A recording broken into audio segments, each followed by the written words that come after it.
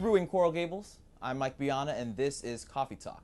The city recently appointed a new interim city police chief, and joining us today to get to know a little bit more about him is the chief himself, Ed Hudak. Chief, thank you so much for joining us. Thanks for having me, Mike. I appreciate it.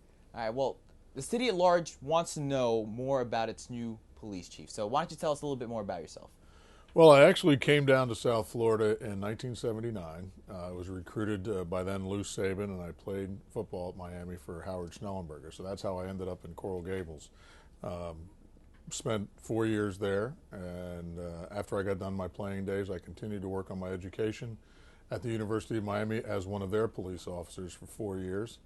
In 1988, I decided to come to the City Beautiful and its police department after working alongside them as a university cop, and I've been there ever since. Worked my way up through the ranks. In 2000, I started taking promotional exams and was appointed to be a major by the late Chief Hammerschmidt in 2007.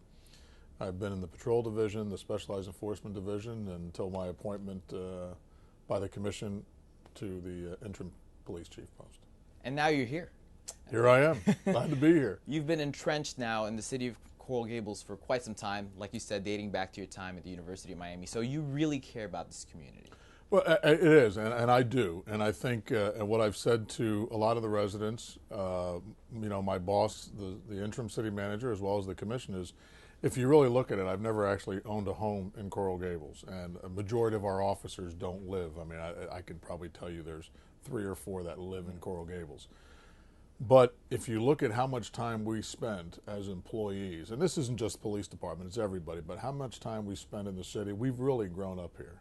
It's like you really do live here, even though you don't have a house here. We are, and part of my refocus of everybody from the police department side is we used to be taught to protect the community. I don't necessarily subscribe to that. I mean, from the moment that I was appointed, as I told the officers that night, this is our community. We are part of it. We need to get out and we need to engage. All the other issues that present, the office of the chief, where I'm at now, is we're going to deal with in succession and continue to do the best we can.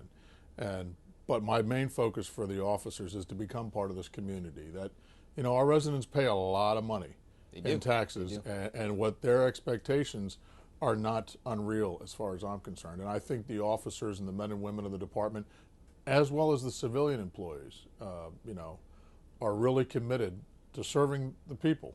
And there's not a better city to work for, in my opinion, good or bad, right, than we have in a lot of other places in the county or definitely throughout the country. Now, a large part of your point there is that this is a community, this is a team effort. It's not just necessarily protecting the residents, but it's a team effort with the residents. You want to protect the entire community along with them. So what are some tips for them to prevent crime on their own duty, if you will? Well, first and foremost, I think what we really want, what I really want, and I've said this for pretty much my entire career as a command staff person, is there are eyes, there are ears. If they don't call us, and I understand, they feel that they don't want to bother us, okay?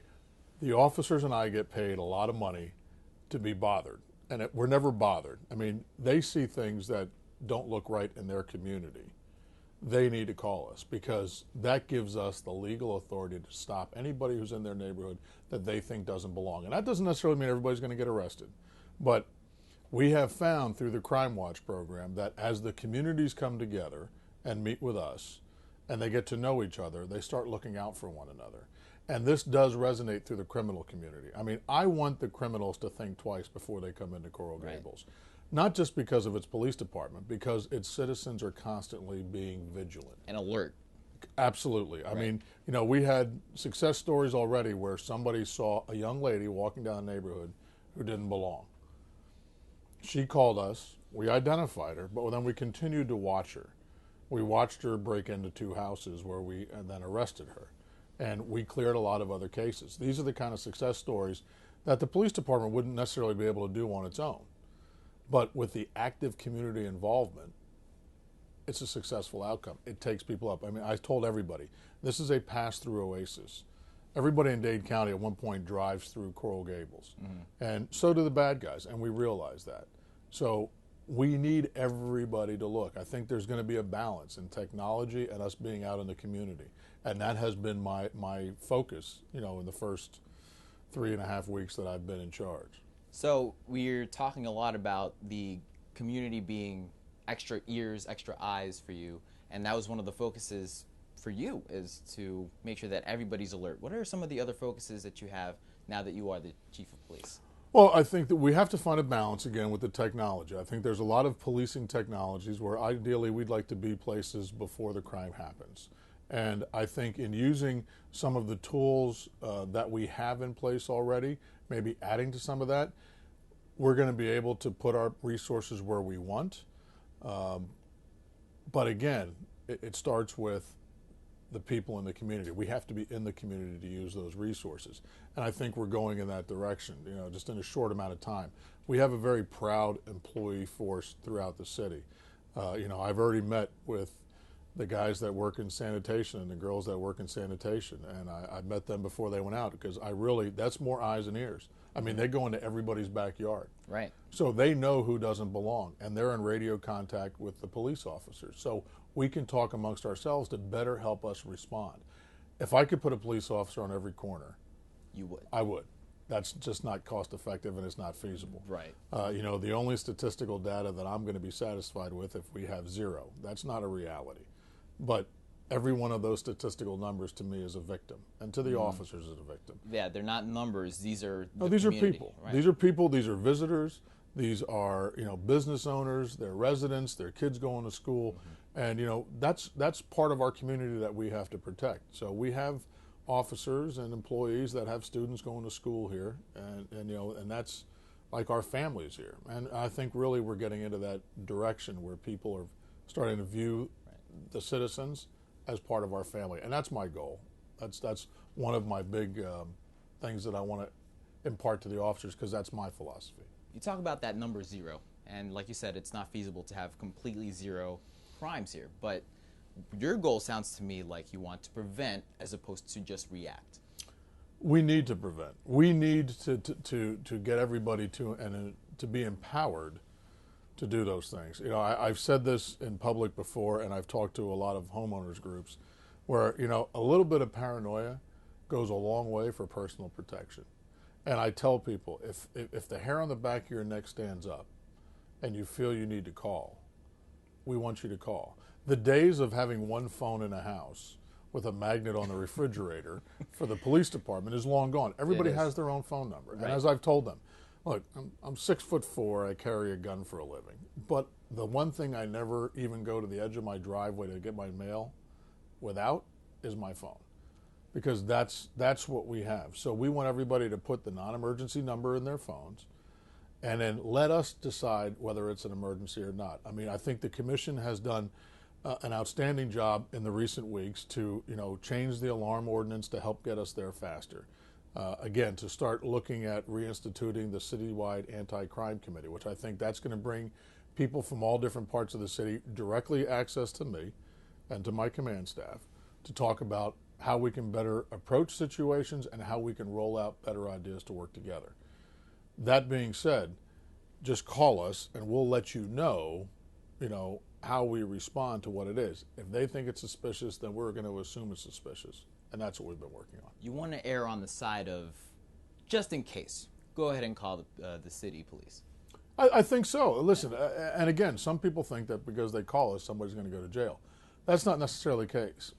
With the technology that we have, if an officer just identifies somebody, which legally they can do if somebody calls anonymously, and we know who that is, we just make a note of who that person is, make sure they're not wanted, and they go on their merry way, and the officer puts that name in the database where they were stopped in this area.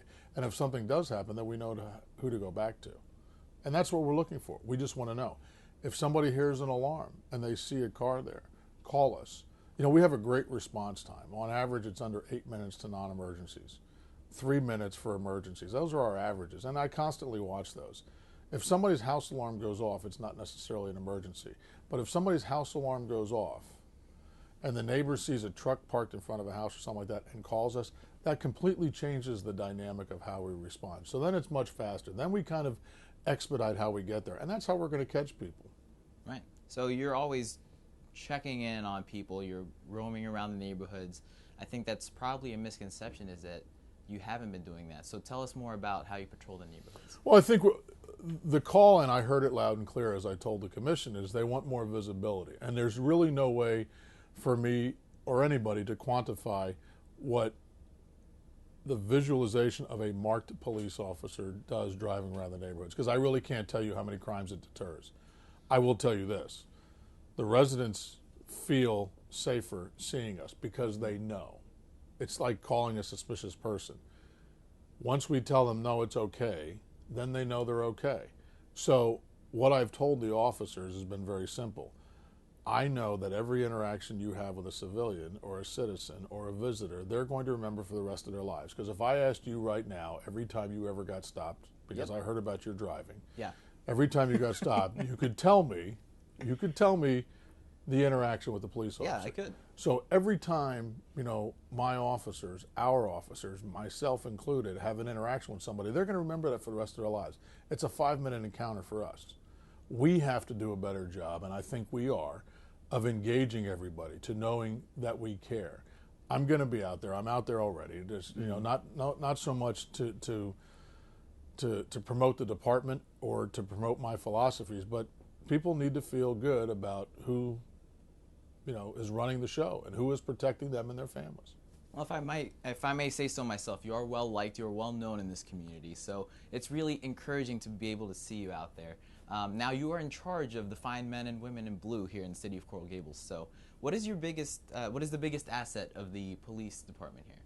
It's employees, without a doubt. Listen, we have higher standards for our officers than any other department, and that's not to be disparaging about any other department. I mean, we want a 2-year degree at least.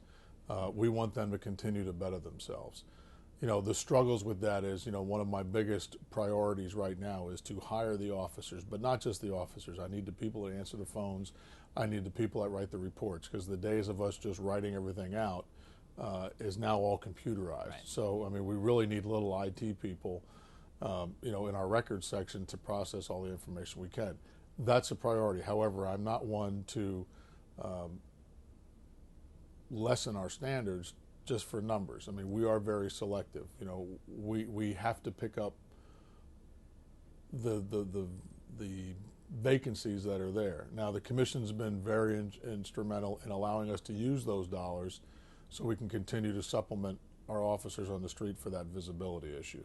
So that's got to be one of my biggest priorities, and is one of my biggest priorities, because I think through that, again, the people see us out there, and the bad guys see us out there. And with the technology, we can almost be, in some cases, 2 places at one time, and that's what we want to do. So you want to be ubiquitous, you want to be everywhere. I think that's what the citizens want us to be. And really, I mean, coming through, they need to see us. And this is a pass-through oasis. Everybody comes through in transition, throughout the day. And I would submit to you that a lot of people come through Coral Gables in the streets, whether they're cutting through or not, and say, I'd really like to live in that house. I'd really like to live in this community. The Coral Gables Police Department is part of that. It's the bigger picture of all of the services that we provide as employees. But, between us and the fire department, I mean, that's something that I hear from the residents on a regular basis. We have to live up to those expectations. I don't think they're too high. All right, so Chief, this is kind of the last question. You've seen a lot now that you're the chief of police. You've been through the ranks. You've been in the city of Coral Gables and in South Florida for quite some time. But I think the people want to know, what keeps you up at night? Well, first and foremost, the safety of the officers and their families. Pretty much on the same keel, if you will, the victimization of our citizens. And, the violent crime. I mean, we were fortunate to have a low violent crime number. But I believe, and I have been brought up for the last 26 years, that this is a family. The employees are a family, just like this is part of the community. So with the civilian, the sworn, the officers, their families, and again, because I've been here so long, I know them. I've seen kids get raised from when they were born, and we're continuing to have babies, and that's all part of the family. So what really keeps me up at night is the safety. I want everybody to go home safely.